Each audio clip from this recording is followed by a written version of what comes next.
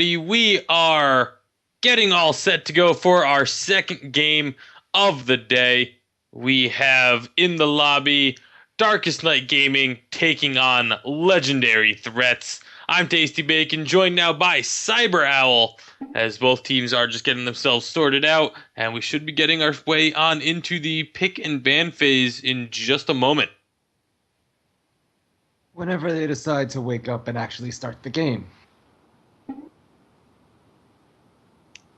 It should be in approximately 10 seconds. That's what I'm going to say.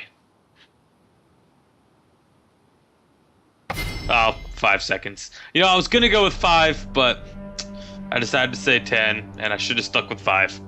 But either way, we are in the pick and ban phase. Once again, Darkest Night Gaming on the blue team, Legendary Threats on the red. Darkest Night Gaming opting to not use LCS order because they wanted to be a bunch of jerks. But looking at it, I don't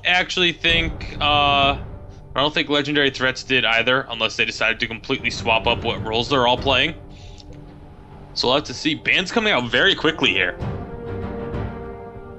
Morgana, Xerath, and Gragas all being banned out. I'm really surprised to see them actually banning out the Xerath in the mid lanes, simply due to the fact that it's a champion that not a lot of people have been too comfortable on lately, and it takes a lot of skill to really play into his full potential. Whereas on the other side, you see LeBlanc and Ahri being banned out. Those have a little less of a skill ceiling, however, they're still very powerful in the mid lane. Yeah, Sejuani and Gragas, not at all surprised to see those two banned either. Both of them are those power junglers that just have those big game-changing ultimates. And with those two banned away, Vi is going to be the first pick here for Darkest Night. Of course, this game is important for Legendary Threats, as they need to win in order to stay mathematically eligible to take home the #1 seed out of Division A. They will still need a lot of help, as DreamHack is still currently sitting at undefeated, 7-0, and they would need DreamHack to lose both of their remaining 2 games, while Legendary Threats wins out the rest of the season. But you know, it's one step at a time. If they don't win today, then it doesn't matter what happens the rest of the way out. So this is still an important game for them. They cannot overlook any of their opponents. I was kind of hoping they'd actually go with the Tarek there. That's a champion not a lot of people are playing a lot lately, and I miss them. I miss the gems. I don't know, Tarek, I feel, is still just a truly outrageous pick to try and make work. We do have Nidalee and Nautilus being the 2 champions of choice for that first rotation. Both of them are very strong Nautilus, and they're both kind of flex picks. I mean, Nautilus can go support or jungle. Nidalee we've seen in the jungle. I've seen Nidalee in a lane. We've seen Nidalee as an AD carry, although that's only one specific person, and I highly doubt that anybody else is going to be doing that one. Do it. Prove him wrong. The Bard hover. Oh, now just smashing through champions. But it was Lucian Braum going to be locked in for Darkest Nights. It's still a very strong lane, but going up against Kalista, it's going to make it a bit more difficult because Kalista is just so strong. I'm not too sure. Lucian and Braum have a good chance of being able to single out Kalista if they're able to get the concussive blows passive down onto her and stun her up for a bit. Lucian can really output a lot of damage there, especially with Piercing Light. Absolutely. It's just Kalista is still, I mean, even in situations where she's not in the best of matchups, it's still, I hate playing against Kalista, and I think that may make me biased in anything I'd say about her, because I just feel like she is extremely strong in that bottom lane, and it is going to be the Scion. So Scion and Nautilus, that is a big tanky front line. And it looks like they're actually going to lock in that Cho'Gath as well. Looking briefly at The team coming out of Darkest Night here. It looks like they're gonna have a rough time dealing with the techie front line. Nautilus and Scion don't look to be able to go down at any time to the front line or even the back line out of Darkest Night Gaming. Lucian, not really the tank killer that you would expect. I guess Oriana would be really the only one there that could output enough damage to take down Scion and Nautilus. But I mean, even still, they have a lot of burst damage if they lock in the Oriana here. And it is going to be the Oriana. So Cho'Gath and Oriana are more known for their burst damage as opposed to the sustained damage that you usually use to kind of bust down the tanks. And like you said, Lucian not known as a tank killer, Vi not known as a tank killer. So it could end up being a really tricky situation. They may just end up relying on their CC to kind of stun up and lock down the front line while the rest of the team can get to the back line. But they're going to have to be worried about 3 members on that back line. You're going to have Nidalee throwing spears from as far away as she can. You're going to have Callista jumping around. And if they lock in this Azir, that is going to be a lot of extreme range that you're going to have to deal with on the side of legendary threats. Oh man, if they do lock in that Azir, that's gonna be a rough lane for Oriana.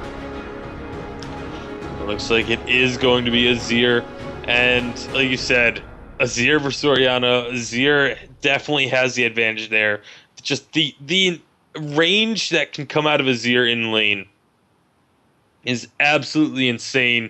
And Oriana, yeah, she's kind of more of one of the safer mid laners, but against Azir, he should be able to just constantly throw those soldiers out and poke and harass her from safety himself. So simply based on team composition, which one do you think is going to have the advantage? Ignoring the front line, just looking strictly at the laning phase. Strictly at the laning phase, I feel like it's going to be kind of tough. Up top, Scion and Cho'Gath should go pretty even, depending on how the two actually decide to play it out. Cho'Gath can go a bit aggressive early on and do pretty well for himself with the Vorpal spikes and all, but in the mid lane, that's just going to be heavily in Azir's favor. The bottom lane, it's, again, going to depend heavily on the play of the supports. Braum getting the concussive blows passive onto Callista, while Nautilus is a big threat in the bottom lane, just period. Almost everything he does can slow or lock down an enemy target for Callista to just put some more spears into and get that rend off. So I think the top and bottom lanes are going to be ones that we have to keep an eye on as far as the skill matchup. And then, like I said, the mid lane just going to be pretty heavily in favor of Azir. We are, of course, in that 3-minute delay now, so we can see where everyone is going, and we see neither team opting for LCS order. Tisk. Don't like either team now. Yep. I hope they both lose at the same time. I hope they both load in and both their nexuses just blow up at random. But on the side of Darkest Night Gaming, we are going to see Mad Cow 457 in the top lane on Cho'Gath. The jungle is going to be roamed by Bloodwolf 457 on Vi. Mid lane is OG Little Saint with Oriana. And then the bottom lane is Tweety the Bird and Thor 74 on Lucian and Braum, respectively. And for legendary threats, we're going to see Kalento in the top lane on that Scion, Yalahal as Nidalee in the jungle, Millennium as Azir in the mid lane with Barrier, actually. Very good choice for him. And in the bot lane, we see Threat God on Callista and Alteresh on Nautilus, respectively. Yeah, actually, both mid laners opting for the Barrier, so it's identical summoner spells across the board.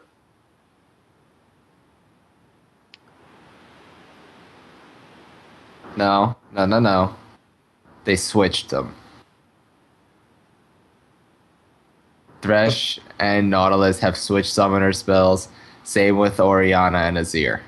But there's the same 2 summoner spells, just on different keys. I do not care. That doesn't. They switched. No, They switched. they are still Yes, the they did. exact No. same summoner They spells. switched. I'll fight you. They are the same summoner spells. No. They're like 2 completely different spells when they're switched like that. No.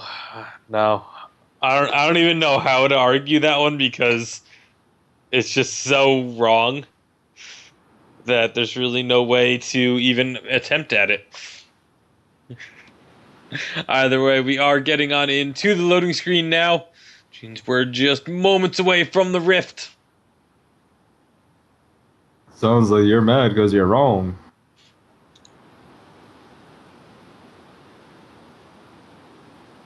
Did you crash again? Nope, I did not crash. Did you crash? No. Well, that's good, because we are on the loading screen. Everyone finally showed up. On the side of Darkest Night Gaming, we have an Officer Vi, a Striker Lucian, a Battlecast Prime Cho'Gath for 3 skins. And on Legendary Threats, we have Warring Kingdoms, Nidalee, Blood Moon, Callista, and Galactic Azir. So 3 apiece. Neither team going to get the mental skin intimidation advantage going on. But we are going to see ourselves loading on up. Have to take a moment to reorder everybody because, again, both teams are bad and decided not to use LCS order.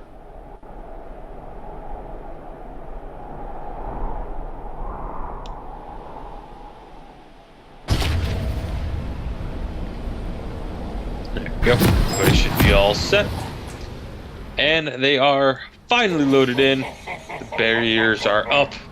And just like that, the barriers are down. The pact is... Wait, was the pact being made with a...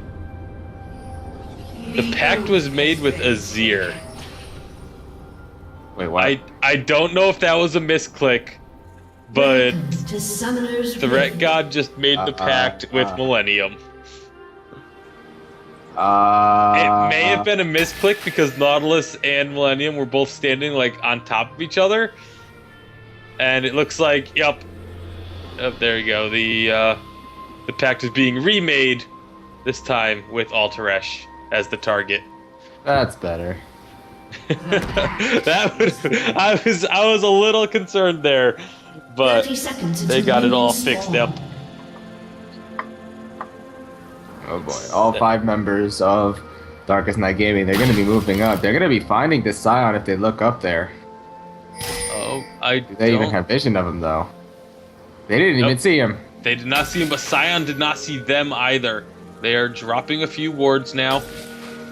They got him in deep, but they are not going to be spotted just yet. Minions have spawned.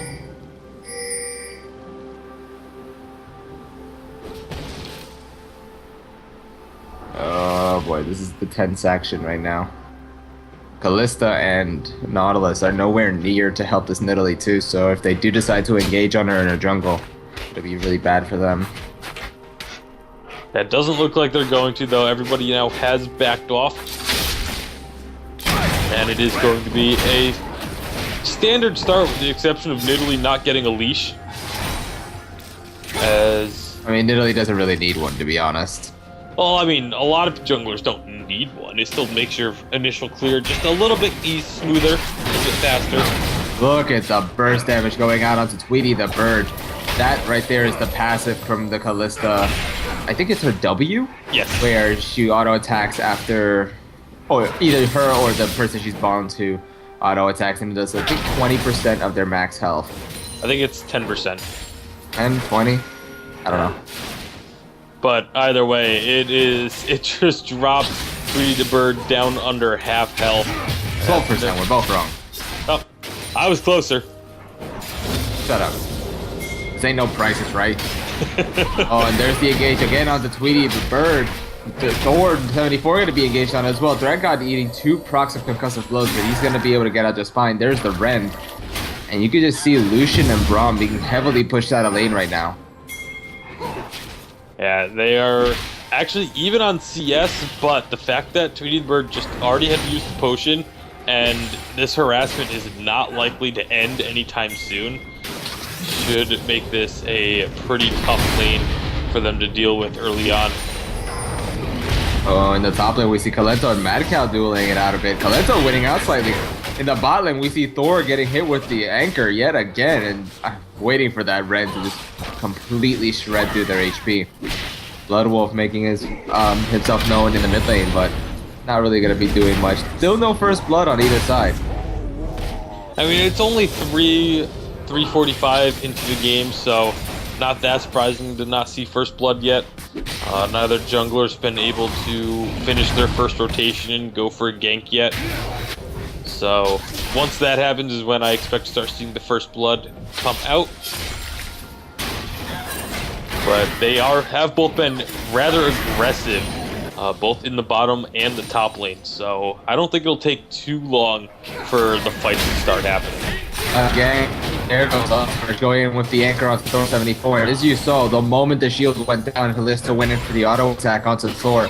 And it just chumped him down so much over and over again. That's going to be happening. And he's just going to be chugging through those pots and, well, in this case, biscuits. In the top lane, we see Sion and Cho'Gath trading back and forth. Neither one of them really winning out. Sustain on both ends here. Yeah, the one spot we haven't really been able to check up on is actually that mid lane battle, where right now Millennium has already picked up about a 10 CS lead and has forced the potion usage from Orianna. So there's the anchor going out onto Tweety the Bird. Alterash going to be hit up with the concussive blows though. Thor 74 eating quite a bit of damage on his own there. Yet again another trade. This one is still in favor of legendary threats.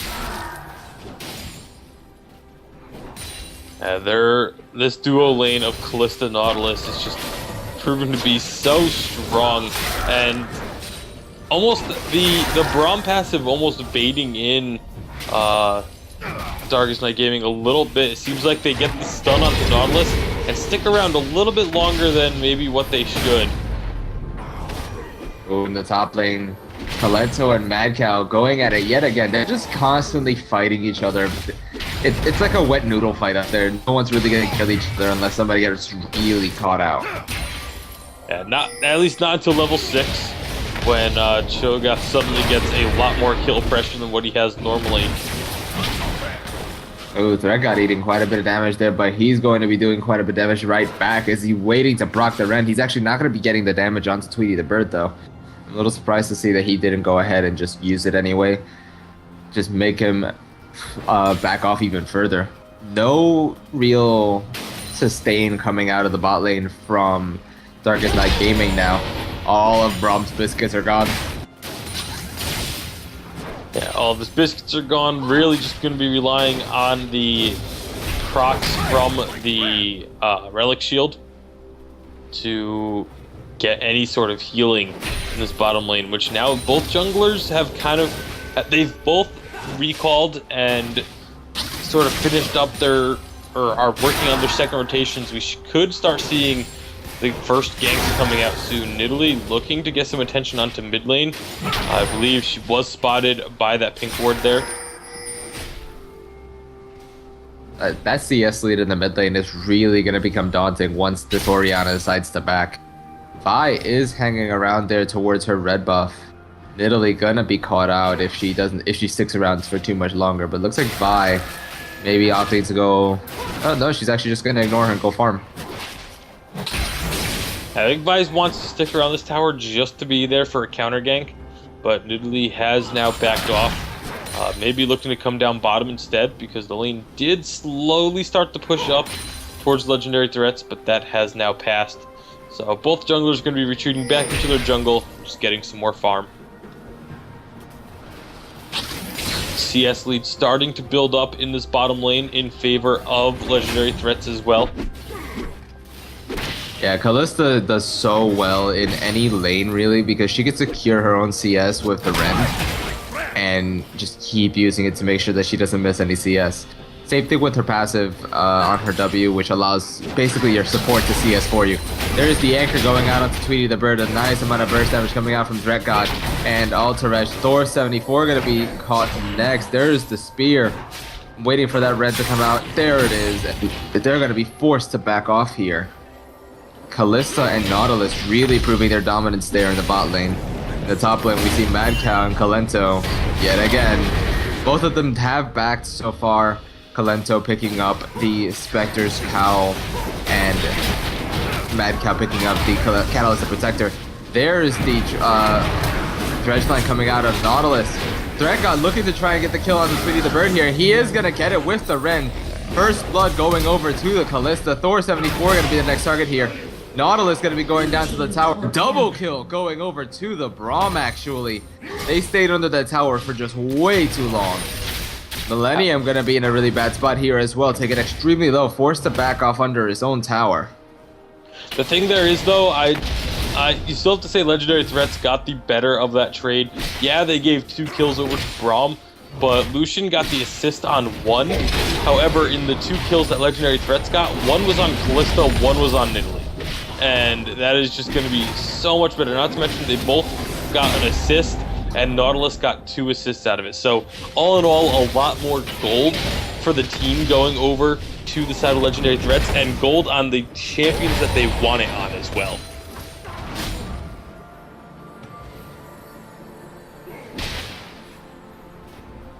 You see Millennium did finally take his first recall here. Wow, just outright bought the Morello Namicon. Orianna did also recall, picked up the Chalice there, but that's going to be a big advantage for Azir as he makes his way back into the lane.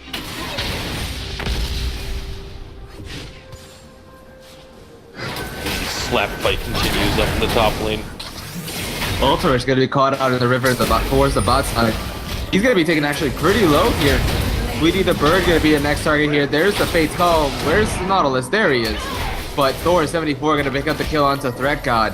Just waited way too long to go ahead and do that. Concussive blows proccing.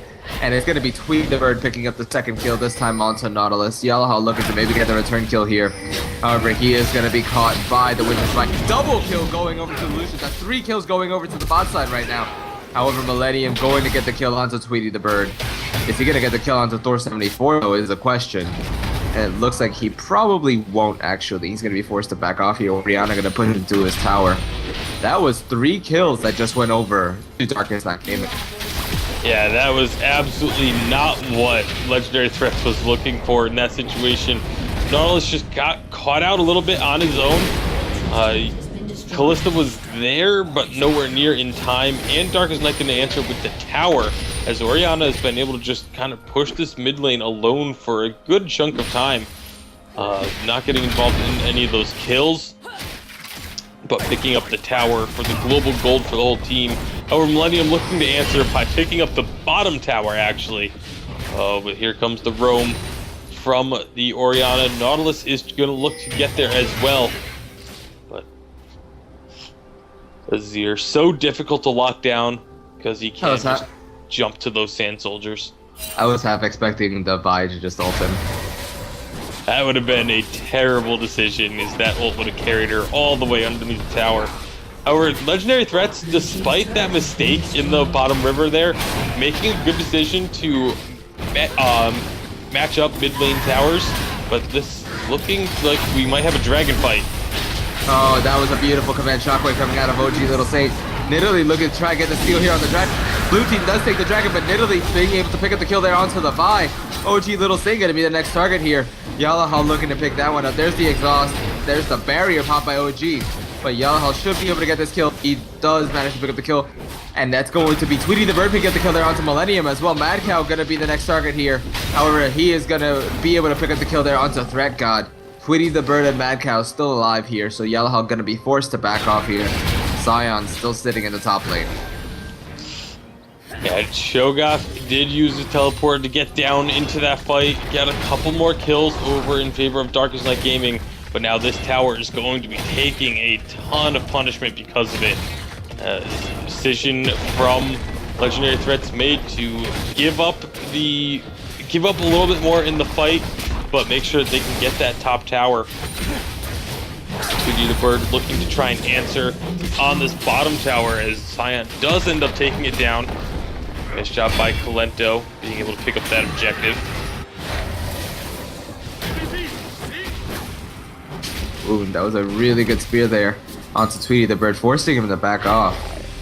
Is she going to be able to successfully defend this tower, though? It's extremely low, and she actually will be able to. So that tower not going down just yet. Gold actually in favor of the legendary threats here. Yeah, that extra tower and the CS advantages that they have are enough to give them the lead in terms of gold. It is extremely close, though.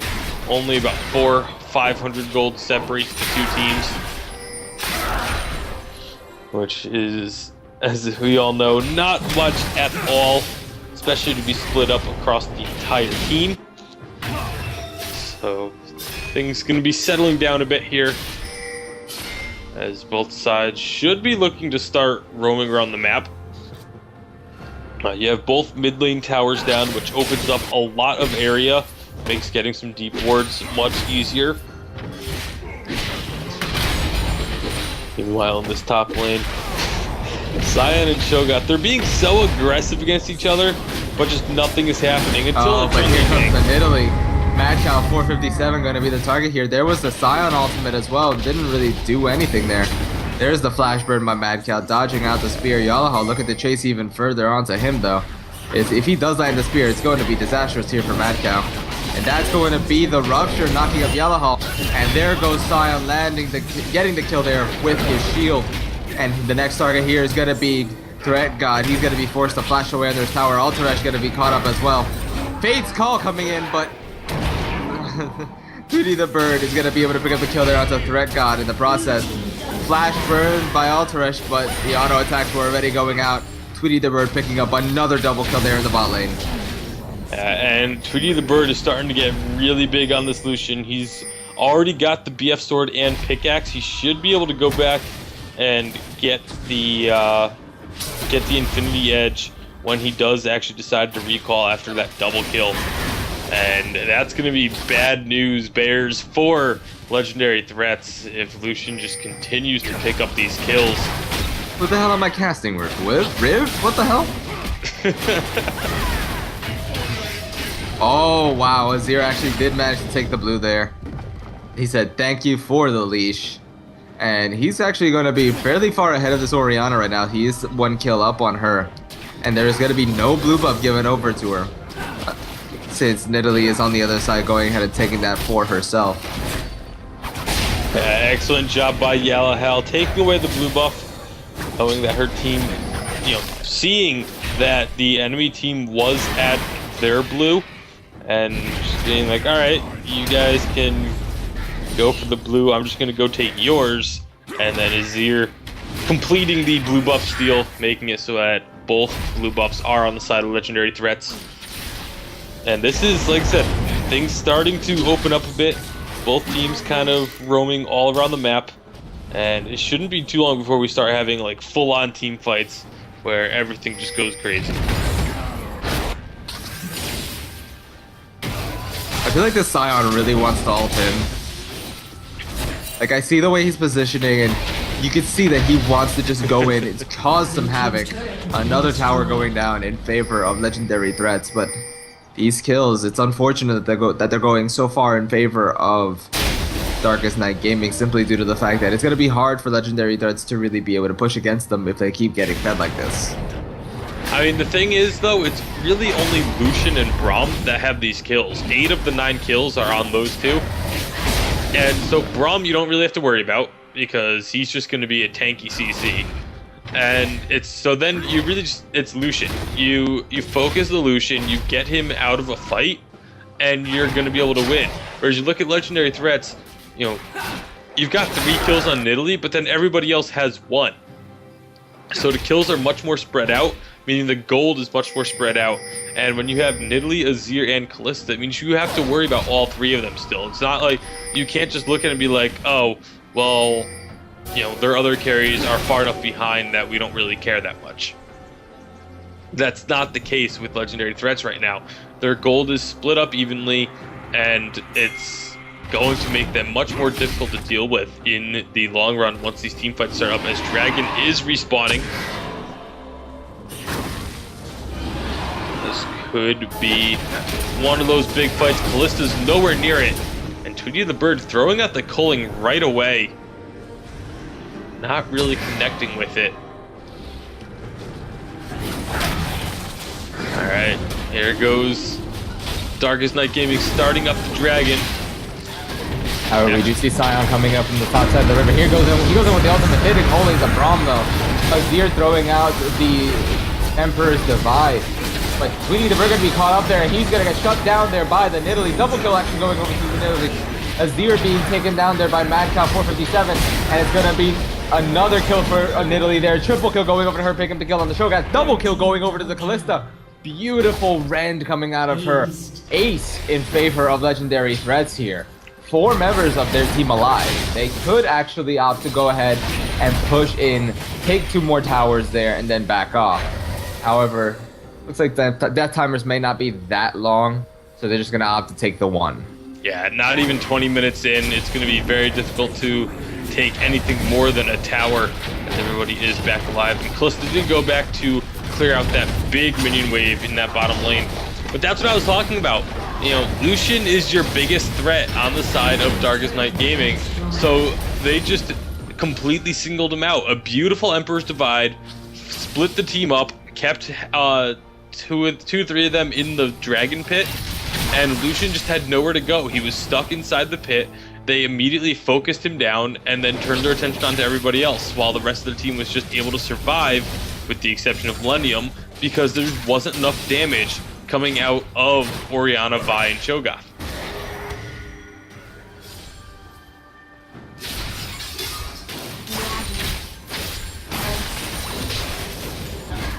Right now, legendary threats, I feel like they would be best suited right now if they just started grouping up and just shoving lanes. Despite the fact that the gold lead is still very close in their favor, it is still in their favor, and again, their team fight is so much stronger that they could easily siege up these towers. You have the poke and harass from Nidalee, and from Azir, that is just, there's no way that Darkest Night Gaming can defend a full-on tower siege at the moment. See, I'm gonna have to disagree with you there. Orianna and Lucian could clear the waves pretty well, and if they just sit behind the front line of Braum and Cho'Gath, it's gonna be really irrelevant whether or not the spears land from the Nidalee, if they are under a tower, that is. But here comes Azir going out on Doji Little Stain. Beautiful Emperor's Divide yet again, knocking him towards Yellowhawk.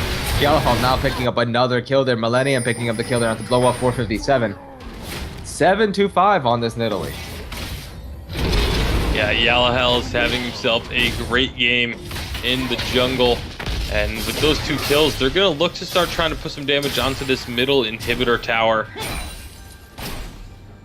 They don't have Callista though. Callista's still just going back to that bottom lane, clearing out the big minion waves as they come in, getting a lot of gold from that CS.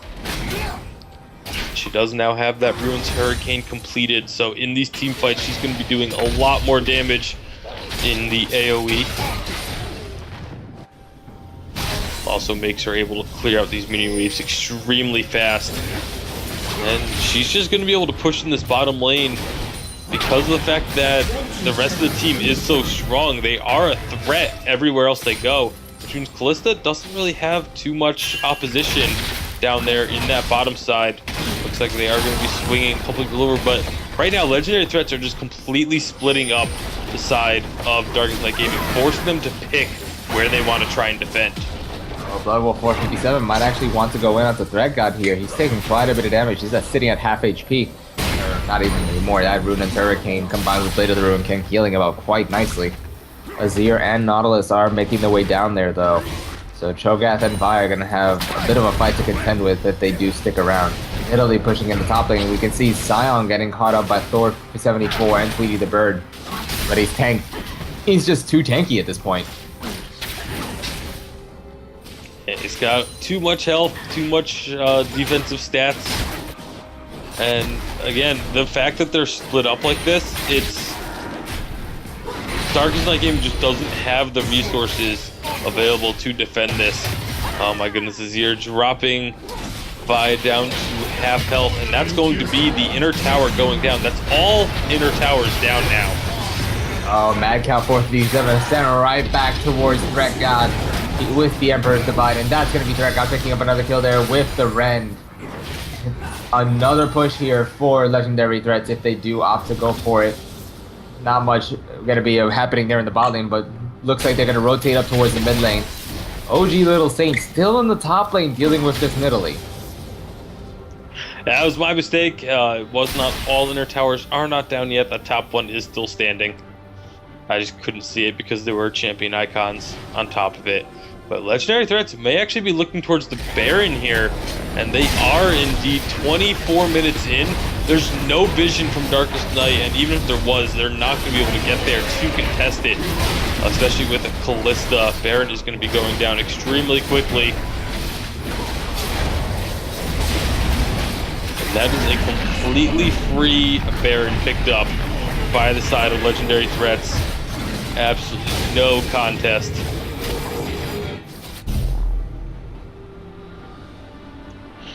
Going back to base, buying some more items, and they should be looking to... Now, honestly, they should just be looking to try and push in, and they could be looking to end the game within the next 5 to 10 minutes. They are, despite the fact that the scoreboard looks pretty close at 14 to 10, Legendary Threats is actually at a significant advantage at the moment. And that's starting to be indicated with that gold lead having grown exponentially over the last few minutes. Almost 10,000 gold lead now, whereas it was so close just a few minutes ago. But all these victories that... Oh, there's the Emperor's Divide. Blood Wolf 457 trying to go in. He goes in with the with her ultimate onto the Azir. And Azir actually going down to the Cho'Gath. But on the backside, we do see Nidalee picking up the kill there onto the bot. Yamaha trying to get away, flashing over the Dragon Pit. And it's going to be the face call throw going on onto the Thor 74. Threat God being able to pick up the kill there with the Rend onto the Braum. Looking to get the kill here on the Tweety the Bird as well. There's another Rend, beautiful. Picking up the kill there on the Tweety the Bird. Triple kill going over to the Kalista. 3 Rends, 3 kills. This time on the Orianna, and Nidalee picking up the kill there onto the Cho'Gath for the ace. And it looks like Legendary Threats really are wanting to take this game by storm. 3 members alive. Yeah, it started to look like Darkest Night Gaming might be making a really strong comeback, but then you realize that that fight didn't have Kalista in it, and as soon as Kalista showed up, all of a sudden things just got completely turned on their head, and Legendary Threats takes control once again, now pushing in onto this inhibitor tower, just looking to get some damage down onto it. Yeah, there's not much that Vi is going to be able to do to defend this. Yep. Inhibitor tower down, 26 minutes in. Legendary Threats looking really strong. The fact that they were able to open up the middle of the map actually provides a lot of benefits here for Legendary Threats, especially considering how they have Kalista. They're gonna have to have sorry about that. Darkest Night Gamer are gonna have to have somebody deal with the large minion waves that they're gonna try and force down the mid lane from the side of Legendary Threats. So if Kalista just sits bot lane or top lane while the rest of her team sits in the mid lane, she can 1v1 anybody who decides to try and deal with her. And in the mid lane, you just see Sion able to defend on his own for the most part here. And he's just so tanky that the damage that they're putting out is really irrelevant at this point. Orianna's not doing that much damage thanks to a Spirit Visage. Any AD damage being mitigated by the Frozen Heart. He goes in with his ultimate. OG Little Saint taking extremely low here. There's the Emperor's Divide. Kalento picking up the kill there onto Bloodwolf 457. There's the ultimate coming out of Nautilus. OG Little Saint going down. The Sion picking up there another kill there. Double kill going over to him. Kalista being able to pick up the kill there onto Cho'Gath as well. Yalahal looking to get the kill here onto Thor 74. Spear lands. There's a QE. And that is Yalahal now going Legendary 10-2 and 10 on this Nidalee. Double kill going over to him. Ace for Legendary Threats, and they're looking to end the game here. Yeah, pushing it onto this inhibitor now. They don't have minions with them, but they have a very tanky Sion who should be able to tank up the next towers for at least a little bit if they want to go that route, but it doesn't look like they want to. and that would have been actually extremely risky with the death timers coming through. Instead, just going to go up top, finally finish off that inner tower, and I say finally, it's only 28 minutes in, and there are now no longer any inner towers left. Super Minion's going to be pushing in that mid lane. Legendary Threats just really taking full control of this game, not letting Darkest Night Gaming get anything after those first 10 minutes or so. Extremely unfortunate here for Darkest Night Gaming. They had a fairly good showing in the beginning part of the game where Lucian started getting fed, but it's gotten to a point where Kalista is just shredding through the front line, and this is exactly what I was getting at. Lucian is not a tank killer. Sion is going to survive all of that damage, no problem. Nautilus, not as much since he's not as tanky, of course, but he's still going to be able to mitigate quite a bit of damage there. Kalista completely ignores the tankiness of whatever champion she's hitting, because once she throws down that rend, it just shreds them apart, quite literally. Not to mention, you know, the Blade of the Ruin King doing a lot to help take down the tanks with that percent health damage. And it's just, like you said, there's just not really much that Darkest Night Gaming can do at this point. They just don't have the team composition to deal with it. We were talking about it in the Champion Select that we both agreed that we liked the team composition from Legendary Threats a lot better, and they are completely showing why that wasn't the case. 55.6k gold earned so far in this game. They've taken 5 more towers than Legendary Threats have, or than Darkest Night Gaming have been able to. We need the Bird eating a little bit of damage there from the Nautilus. Red God throwing out quite a few auto attacks. Those stacks on the spears is gonna get a little intense there for Thor. Tweety the Bird gonna be forced to throw out his heal. There's Colento going in with the Sion ultimate. Is he gonna hit it? Actually, he does. Tweety the Bird gonna be his target here. Bloodwolf 457 gonna be the next target here for Red God. And that's gonna actually be Nidalee picking up the kill there onto the Vi. Sion picking up the kill there onto Lucian. The backside is here picking up the kill there onto Orianna. Nautilus, surprisingly enough, being the one to take down the Cho'Gath. Yet another ace in favor of Legendary Threats, and they can tank this up. They can end. Millennium, go hit the towers. Millennium was like, but guys, the inhibitor. Forget the inhibitor. Nexus is more important. Braum up. Is he going to be able to 1v5 Penta Braum? Yeah, for some reason I don't think so. And that is going to be the Nexus blowing up in favor of Legendary Threats, picking up the victory, keeping their dreams alive in Division A. Again, they do still need some help to complete the comeback, but at least they have a chance by picking up that victory over Darkest Night Gaming. Congratulations to Legendary Threats. And now, we were supposed to have a third game tonight. It was supposed to be, I believe our third matchup was